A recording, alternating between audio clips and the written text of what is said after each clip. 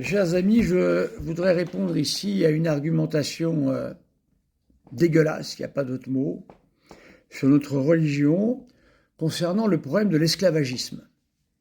Alors nous sommes accusés, voyez-vous, comme ils ne savent pas, je parle de Mme Casus-Ledy en particulier, et M. Amir Apostat, comme ils ne savent pas distinguer l'islam du catholicisme, comme ils mélangent tout, et le judaïsme, eh bien ils nous traitent d'esclavagistes. Voilà. Eh bien, je vais vous lire un passage d'un livre remarquable que je vous recommande à tous, Jean Sévilla, l'historiquement correct, pour remettre les pendules à l'heure. Voilà.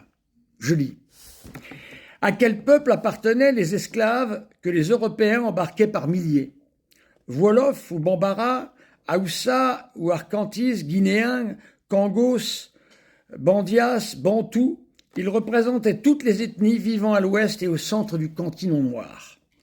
Mais avant le XIXe siècle, les Occidentaux ne s'étaient jamais aventurés au-delà des côtes africaines. À son apogée, la traite transatlantique n'était donc possible qu'avec la complicité des chefs noirs et des marchands d'esclaves qui vendaient leurs frères de couleur. Mais ils n'avaient pas attendu les Européens pour se livrer à ce commerce. La traite des Noirs remonte à des temps immémoriaux. Plusieurs siècles durant, elle a alimenté en esclaves l'Afrique du Nord et le Proche-Orient, à l'instigation et au profit des pays musulmans. C'est au 7e siècle de notre ère, souligne Olivier Pétré-Grenouillot, avec la conquête arabe, que la traite des Noirs a véritablement été inventée. La constitution d'une vaste entité territoriale musulmane a conduit à l'augmentation de la demande en main-d'œuvre servile. Et parmi les tributs imposés aux populations soumises, certains commencèrent à être acquittés en captifs noirs. Olivier Pétré-Grenouillot, L'Histoire, novembre 97. Une autre historienne, Catherine Cockry-Widrowicz, dresse le même constat. C'est dans les collections de l'Histoire, avril 2001. La traite vers l'océan Indien ou la Méditerranée est bien antérieure à l'irruption des Européens sur le continent. En 10 siècles, les Arabes auront ainsi déporté 12 millions de Noirs. 12 millions de Noirs. Capturés au cours de raids effectués à l'intérieur du continent, les prisonniers étaient regroupés en caravanes, où le taux de mortalité était effroyable, et dirigés vers la mer pour être vendus. En Afrique du centre-est, la route des esclaves franchissait d'immenses étendues désertiques, puis débouchait à Khartoum, au Soudan, pour remonter sur le Nil, sur la côte orientale.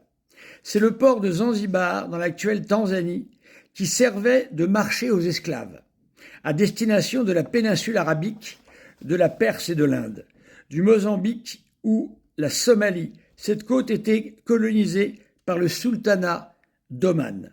En 1840, cette principauté musulmane fera de Zanzibar sa capitale, tant la traite des esclaves formera la base de sa puissance. En Méditerranée, les pirates turcs d'Alger, les barbaresques, réduisaient en esclavage les chrétiens qu'ils capturaient tout en s'efforçant de les revendre aux ordres religieux spécialisés dans ce rachat. On comptera en permanence 25 000 à 30 000 prisonniers chrétiens au sud de la Méditerranée. Au XIXe siècle, les États européens abolissent un à un la traite et l'esclavage. Les pays musulmans, eux, n'abandonnent nullement ce commerce. D'autant moins qu'au sein de l'Afrique, l'époque précoloniale est marquée par de grands bouleversements.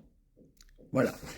Mes amis, une partie de ce que je voulais vous dire, pour vous montrer que, au lieu de vous en prendre à nous, eh bien, prenez-vous-en aux traditions africaines et musulmanes sur la question de l'esclavage. Voilà. Pour ma part, je vais vous dire quelque chose. En tant que ayant eu des déportés dans ma famille juif, je me suis beaucoup intéressé à cette question qui est abominable. Mais j'aimerais que l'on s'intéresse de près à la traite des Noirs. C'est une question abominable. Je ne supporte pas de voir comment ces gens ont été traités, car je ne fais pas de concurrence en quelque sorte entre les malheurs. Malheureusement, vous savez, le monde est rempli de malheurs et de misère. Les Juifs en ont eu leur part, mais les Noirs africains qui ont été esclavagisés par leurs frères, bien souvent, et par les musulmans. C'est ce que nous disent les historiens ici. C'est une affaire abominable. Abominable. Ce que ces gens ont subi n'a pas de nom. Et j'ai même du mal à lire les histoires tellement elles sont horribles.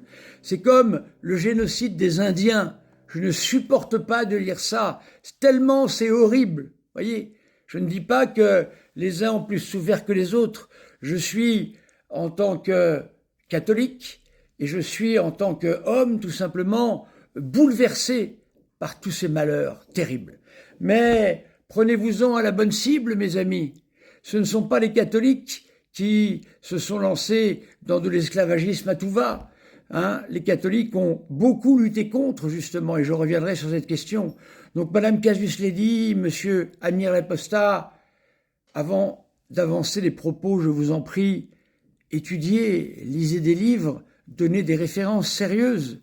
Pourquoi vous nous attaquez, nous qui avons subi le plus l'esclavagisme, nous qui avons eu Saint Raymond Nonat, qui s'est fait esclave lui-même pour libérer des frères, et comme il prêchait Jésus-Christ, on lui a coupé ici une partie des deux lèvres pour pouvoir lui mettre un cadenas pour qu'il ne puisse pas parler. Voilà, un prêtre, Saint Raymond Nonat, qui faisait partie de toutes ces communautés qui libéraient les esclaves dans les pays musulmans. Voilà. Donc que le musulman balaye devant leur porte, comme nous le faisons là où nous avons à le faire. Voilà. Donc, mes amis, sachez que cette abomination, n'est pas nôtre. D'ailleurs, le pape Jean-Paul II, quand il a été à Goma, a véritablement tiré de grandes leçons sur cette histoire abominable, mais n'a pas demandé pardon, parce que nous n'avons pas à demander pardon sur cette question-là, mais j'y reviendrai. Des commentaires, mes amis. Si vous êtes contre ce que je dis, vous avez le droit. Mais ne m'insultez pas. Ne venez pas me traiter de je ne sais quoi. Comme quand j'ose faire quelques commentaires au Saint-Pédis ou à la fraternité Saint-Pédis et aux célévacantistes qui ne supportent aucun commentaire, qui ne cessent de nous condamner. Mais nous, si on ose dire quelque chose, alors là, c'est l'abomination. Soyons capables de recevoir des critiques. Mais attention, si vous critiquez ce que je dis, Jean Sévillia et les historiens que j'ai cités, vous devez citer d'autres historiens, mes amis. C'est comme ça que ça fonctionne. Merci.